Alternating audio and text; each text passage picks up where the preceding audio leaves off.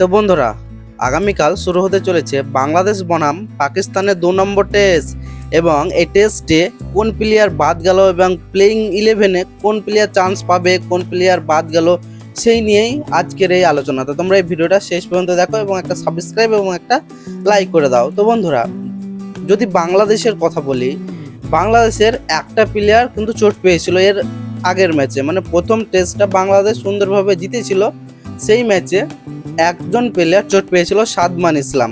সেই সাদমান ইসলাম এই ম্যাচে খেলার সম্ভাবনা নেই, তার জায়গায় চান্স পেতে পারে জাকির হাসান। তোমরা জানো জাকির হাসানের ব্যাটিং তোমরা দেখেছো, সে দুর্দান্ত ব্যাটিং করে। বাংলাদেশের যে বিপিএল ম্যাচ থাকে বা ইন্টারন্যাশনাল ম্যাচেও সে দুর্দান্ত পারফর্ম করেছে এবং ইন্টারন্যাশনালে চান্স পেয়েছে। তো সাদমান ইসলামের জায়গায় সুযোগ হতে পারে জাকির হাসানের।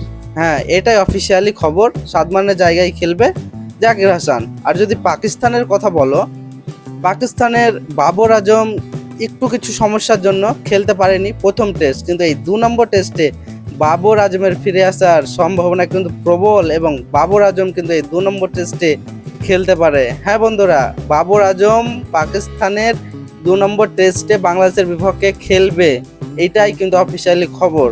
মানে 90% চান্স খেলবে, এখন 10% বলা যায় না।